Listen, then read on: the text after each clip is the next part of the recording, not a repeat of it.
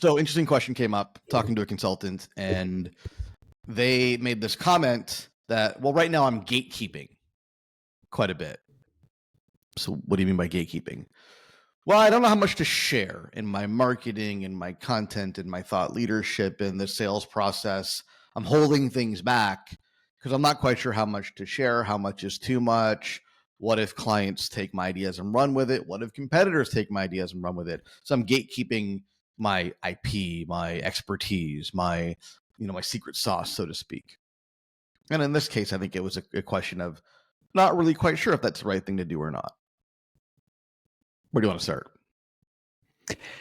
I think let's start with why people do this, right? Because it's super common, right? The notion of I don't want to give away too much. I don't want to tell people too much about what I know. I don't want to tell people too much about what I do because I'm afraid. So let's first talk about motivation, and we can talk about, where to land. Scarcity next. Check. It's fear, right? Scarcity. Yeah. It's my value lies in these ideas, and if these ideas are open and available to people, they can simply take my ideas, execute on them, and therefore I have no value. I said scarcity, but I think more accurately it's limiting the scope of your value to some set of tangible ideas that you have, like tying the ideas to your worth and your value as a consultant. Well, there's some insecurity behind it. And I also think it speaks to the notion that once you become an expert at somebody, it becomes second nature to you, right? It doesn't seem as special. And I also think that what happens here is this sort of feeling that if I let people know, they'll see that it's not as complex as they think it is. And people forget that you know infinitely more about your topic than the folks who are listening. So I think there's a few things that sort of feed this fear, that showing yourself, which is also part of it, right? Showing yourself to the world is scary or problematic, or to your point, sets you up to have something taken away from you. All right. So you're saying it's you're not really you're not really valuing the ideas sufficiently. You think they're common. You think that your ideas are not that novel, and that when you get them in somebody else's hands, they'll know exactly what to do with it and run with it. Whereas exactly. That very well may not be true. Yeah, it's not true. We know it's not true. And I think the other thing is, I don't know who to attribute this expression to, but it's a common one. Ideas are cheap. Execution is everything. Yeah. Everyone's got that friend that every month they've got a new business idea. They're going to build an app or now it's some kind of AI tool, and it's idea after idea after idea. And idea people are fun to talk to, and they're typically not very successful because it's the follow through on idea is where, really where the rubber hits the road. And so, you might give away. I mean, I give away lots of ideas, right? We're going to probably talk about that today, I'm sure, but you may give away your ideas, but that doesn't necessarily mean that people can actually run with them and execute on them and have success with them without your expert guidance. Well, and it's fascinating to me that this still is a thing today, right? Because the reality is any information that you need or want or, could possibly consider is at your disposal.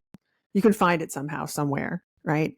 This is not, 40 years ago when in fact you did have to go to the expert, right? You couldn't Google your symptoms or ask AI what this sore throat means and get a reasonably, a reasonable response that you could then work from. Everything was truly gatekept because there was no way for information to be disseminated. But now the information is already out there. If you actually think that you're keeping, a secret, you're probably mistaken to start with.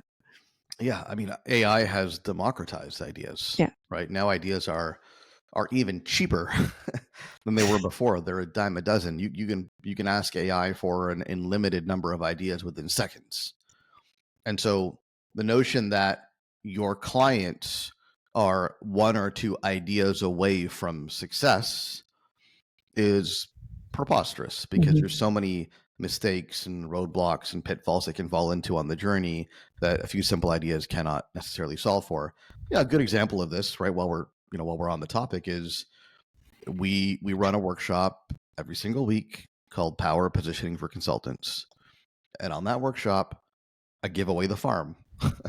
I give it, well, it's one framework of many frameworks that we use inside of our program, 90-day pipeline, but I give away the power positioning framework. I explain the entire framework. I hand it to people on a silver platter. And I'm also very direct with them that the framework in and of itself, intellectually understanding this framework in and of itself, isn't going to do you much good. It's important, but there's things that happen before the framework and after the framework, and there's ways to dial in the framework and apply it to your business, and there's mistakes that can be made here. And we go over that nuance because the information itself, although empowering on one level, is still insufficient to complete the transformation on another level. And it's interesting because often what we're saying, we've said many times on this podcast, and we've said many times working with clients, is that what people are coming to you for is the way you think, right? That people come to you for your ideas. People come to you for your particular thought process. And we encourage people to stay away from being the pair of hands, right? Just looking after the execution of a particular project. And it almost sounds, people could be mistaken into thinking that we're saying something opposite today. And so I think let's talk about the balance between ideas and execution, because I think that's what we're really getting to, right? Is the notion that both of those things need to exist in order for you to provide powerful results as a consultant. Well, David C. Baker, who wrote a fantastic book called The Business of Expertise, which I encourage everybody to read, has this idea, I think it's in the book. He has this idea that, experts have two prices: free and expensive. It's two extremes. You've got free information, workshops, thought leadership, blog articles, books, etc. Books are not free, but, very inexpensive. And that stuff is readily available, in the best interest of the expert to make that readily available for reasons we're discussing and going to discuss further today. And then you have expensive. Expensive is the application of those ideas in context. It's the application of those ideas in your organization, in your market, for your product, given all the unique circumstances you're facing with your team, your industry, your geography, your management structure, whatever. The application is very expensive. Ideas are readily available, but getting the expert to apply those ideas in context is where, frankly, experts make their money. And so the idea is, by sharing your expertise freely, you get it into more people's hands, and you give them the option to and the ability to potentially engage you in the application. It's why people write books.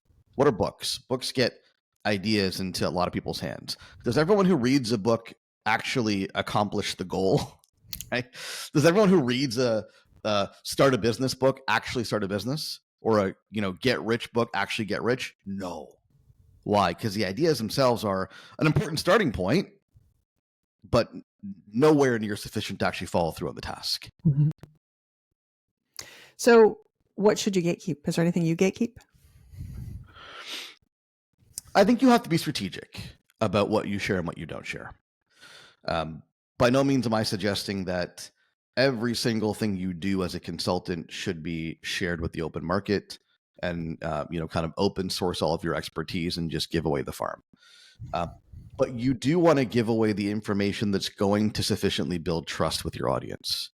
And that's the reason why we do this, right? To your point earlier, ideas are freely available via Gen AI, via other experts and consultants who are sharing their own information about solving business problems.